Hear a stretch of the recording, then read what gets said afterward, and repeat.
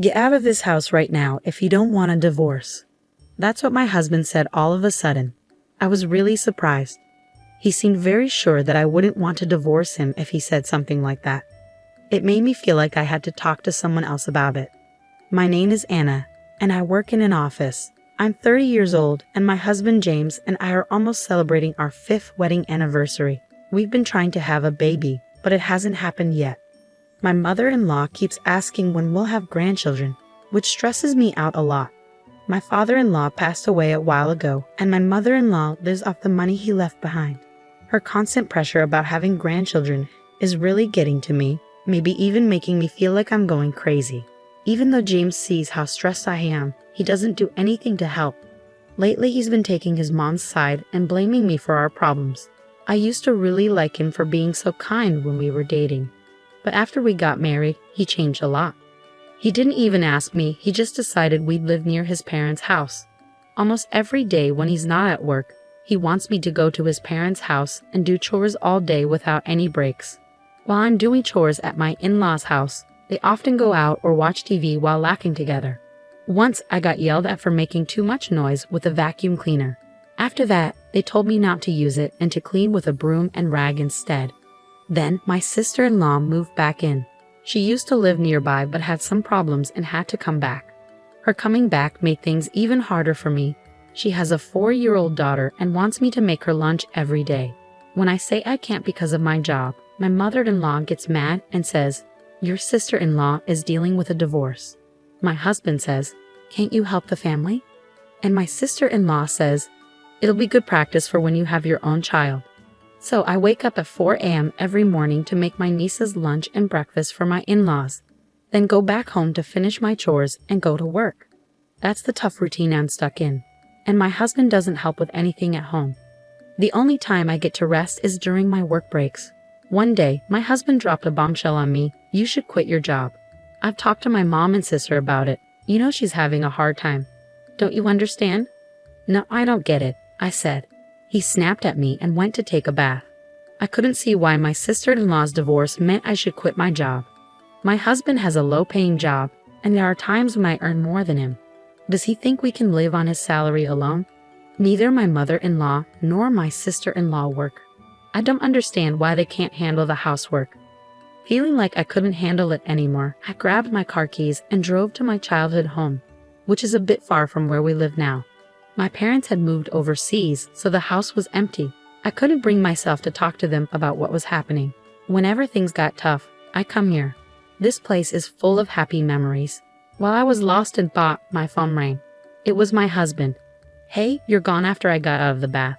Are you at your parents' place again?" "Yes." "Can you stop going there every time something goes wrong?"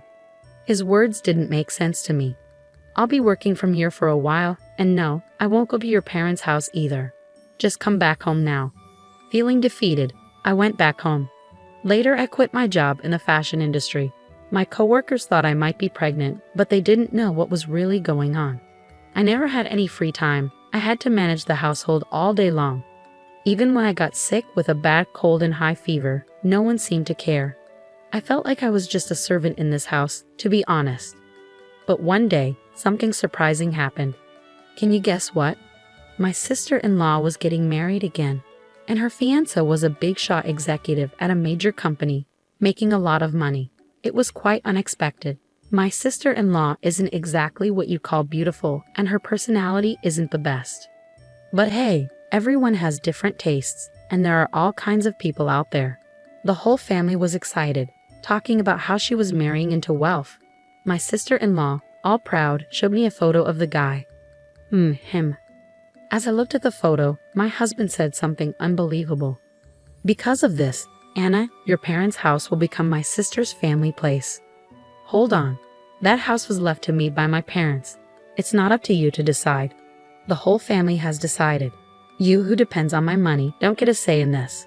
Was the person in front of me really my husband? That house was meant for me by my father, a place for me and my future children. James should know this. Why is he being so selfish? My heart couldn't take it anymore. And to make things worse, my mother-in-law said, "You can't even give us a grandchild. Can't you do something useful around the house for once?" There was no one supporting me in this house. I hurriedly packed a few things and went to my parents' house, making a firm decision. I wasn't going back. A few days later, with no calls from my husband, I thought maybe he'd changed his mind. Then the doorbell rang suddenly. It was my husband and sister-in-law. "What are you doing here?" I asked. "We thought we'd take a look around," my sister-in-law said, pushing past me despite my protests. They ignored me, wandering through the house as if I wasn't there. "This house is pretty nice," my sister-in-law said. "Good for you, Anna. When are you moving out?" My husband asked, unchanged. "My sister's wedding is coming up soon. Get it together." As I stayed quiet, my husband added, "If you don't want a divorce, leave now." My husband was sure I wouldn't divorce him, smiling alongside my sister-in-law. "Got it." Once I confirmed, my husband seemed pleased, saying it's all he wanted to hear. They're planning a family-only trip under the guise of celebrating my sister-in-law's wedding, starting tomorrow. Obviously, I'm not invited. My husband told me to pack up and leave by the time they get back. Then they left, looking excited. I allowed myself a small, bitter smile. 2 weeks later, the day for my in-laws to return arrived. My phone had been ringing nonstop since morning. It was my husband, along with calls from my mother-in-law and sister-in-law.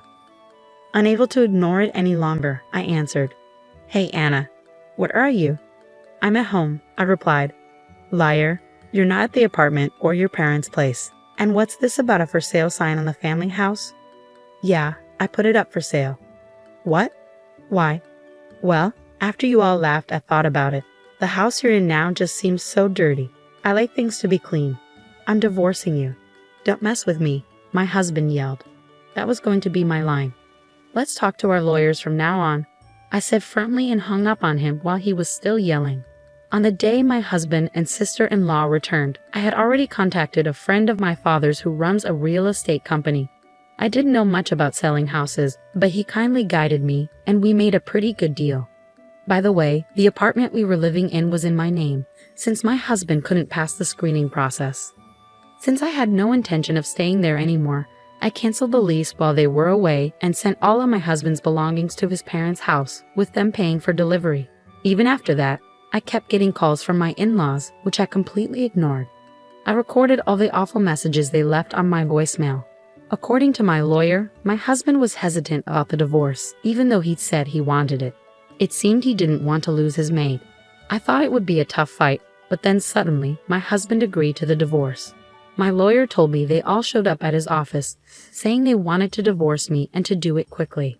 My husband had been unsure about the divorce, but my mother-in-law convinced him that since my sister-in-law's new husband was rich, they could hire a new housekeeper with money and replace me with a younger wife. Hearing this, my husband agreed to the divorce. They also offered a small settlement if I agreed not to bother them anymore. I thought that was supposed to be my line, but I decided to accept their offer. Soon after, my sister-in-law got remarried. Life was quiet for a while after that. Taking care of myself turned out to be much easier than I expected. I wish I'd divorced sooner. Well, I'm finally free. Time to enjoy my new life. Just as I was starting to settle into my new life, out of nowhere, my in-laws showed up at my doorstep. The moment I opened the door, they barged in, and my ex-husband demanded, "We need to talk. Sit down." Feeling bewildered, I reluctantly took a seat. Then he said, "Come back home. We forgive you." I couldn't believe what I was hearing, so I replied, "Excuse me?" I wanted them to leave right away, so I joked, "How are you talking about your sister's husband? Has he vanished?" Their eyes widened as if to say, "How do you know about that?" And they stared at me. "What do you know?" my ex-husband asked. "Something. After we got married, he suddenly disappeared. We can't reach him," the mother-in-law added, sounding excited. "And to make things worse, he ran off with her family's money." "Was this your doing? You've brought us such bad luck, daughter-in-law." She looked like she was about to attack me. Tired of their accusations, I decided to reveal a truth to them. "Wow, I didn't know your sister liked hamburgers so much." "What? Why are you suddenly talking about hamburgers? Don't you know? Your sister's husband isn't some executive at a big company. He's just a part-time worker at a hamburger joint." Hearing this, my sister-in-law froze, speechless. I continued, "Back when I was single, my friend and I used to visit different burger places. There was one where a guy always messed up orders and got yelled at. Turns out, it was your sister's husband. When I started dating my husband, he said no more burgers, so I stopped going. I recognized him from a photo your sister showed me, but I didn't want to interfere.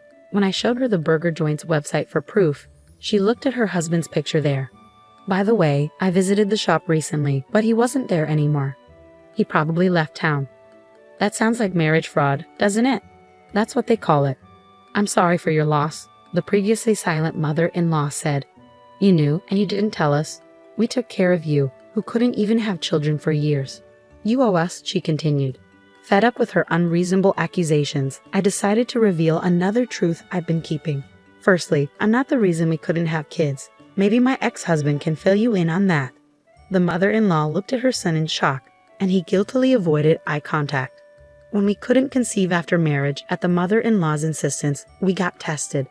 Turns out, there was nothing wrong with me, but my husband had a very low sperm count. The doctor said he was the reason we couldn't have kids. When the mother-in-law asked about the test results, my husband instantly lied, saying I was the problem. I was furious, but they just kept saying things like, "You have to support your husband," refusing to face the truth. My ex-husband teamed up with my mother-in-law, blaming me for everything. Eventually he admitted, "Okay, I was wrong. When the house sells, we'll get a good amount of money, right? Let's all live happily as a family again," my ex-husband said.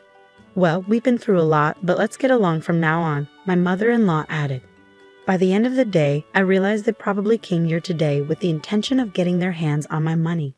What a disgusting bunch. There's no way I'm getting back together with you, and I don't consider any of you family. Upon hearing this, my ex-husband snapped back, feeling a bit too confident now, huh? I know you don't have much savings, even if you sell the house. How do you plan to survive? It seems he had snooped into my bank account during my single days, and now he had this smug look on his face, as if to say, "Now that you know, do as you're told." To mock my situation, the three of them were smirking at me, so I decided to tell them a little truth. Sure, I don't have much money saved up. I told you so. But actually, I've put my money into stocks enough to live without a job for a few years, at least. They looked surprised when they heard this. Ever since I was young, my dad was into stocks and making smart investments. I learned from him and made some good investments myself. The money that helped my parents move overseas came from those successful investments. I never told my greedy ex-family about this. Seeing their disappointed faces, I told them they could leave. But then I remembered something from our divorce agreement. If we meet without a good reason, one of us has to pay a penalty. I threatened to call the police if they didn't leave. That scared them off, and they hurried away. I called my lawyer right away and was told to let him know if they tried to come back. As expected, once they found out I had money, my ex-husband started begging me to get back together. He sent me messages with old photos and weird stuff like, "I'm here thinking about the good times." It was annoying, but I kept the messages as proof. I wondered how he could text me all day and still work, but I didn't really care. When he started bothering my friends, I had enough. I warned him that I'd go to the police if he kept it up. I sent him a picture of our divorce agreement and the nearest police station. After that, he stopped messaging me and I never heard from him again. I thanked my lawyer, and then he told me something shocking. Turns out, my ex-husband had a plan to rely on his sister's new husband for money. He even quit his job when she got remarried. It was pretty dumb of him to leave a good job at a good company. I've asked for some documents. They should be coming soon, I told my lawyer. I had also asked another lawyer for help with a different issue. After we got married, I started noticing something strange. My favorite things were slowly disappearing. First, it was a necklace I bought when I was single. Then, it was a fountain pen my parents gave me when I started working. Bags, rings, and especially the fountain pen, which meant a lot to me, all vanished one by one. When I confronted my husband about the missing things, he just yelled at me to stop worrying. That made me even more suspicious. So without telling him, I set up a camera in our closet. What it caught was shocking. My husband and mother-in-law going through my stuff and looking pleased with themselves. And when my sister-in-law moved back in, the camera showed 3 of them instead of 2. They took advantage of me not saying anything and kept doing it. They were secretly selling my stuff for money. They probably noticed the balance in my bank account and thought they could get away with it. This went on until we got divorced, and I gathered a lot of evidence. When they thought I wouldn't do anything, I sued them for damages and emotional distress caused by their actions. They're probably freaking out now, but they brought it on themselves. As for what happened to them, my sister-in-law's ex-husband found out about the incident and took custody of their daughter. Since my sister-in-law didn't seem to care much for her daughter, I felt relieved. Recently, I saw the daughter and her ex-husband happily shopping together, holding hands. She had a genuine smile, something I rarely saw when she was with my in-laws. The three of them, who wanted to live comfortably, tried to get welfare, but they were denied because they were healthy and didn't qualify. My husband, too proud to find another job, ended up begging his old workplace for his job back. But they were glad he had quit and called the police when he wouldn't leave. Now he has to take day labor jobs to make ends meet. My mother-in-law and sister-in-law had to pay me compensation, so they both started working part-time at a nearby supermarket. But since they weren't used to working, they struggled with their new jobs. Interestingly, ever since they started working there, the supermarket's sales have dropped significantly. They've earned themselves a nickname, the plague-bringing mother and daughter. By the way, that hidden camera from my marriage is still around. Turns out, they were renting the house they lived in, not owning it like I thought. When they couldn't afford the rent, they moved to a rundown apartment that's known for being pretty bad. They're barely making ends meet, and it seems like they're always arguing. The other day, the police had to come because their fights were so loud. As for me, thanks to their help, I sold the house and used the money to start a new clothing company with a colleague from my old job. Lately, we've been getting more customers and even getting featured in magazines and on TV. Being able to do the work I love again is the best thing ever. Oh, and there's more good news. I met a man through work, and we're getting married. His family is really nice to me, and they've treated me like one of their own. Plus, we're expecting a baby, and I can't wait to be a mom. Right now, I'm the happiest I've ever been in my life.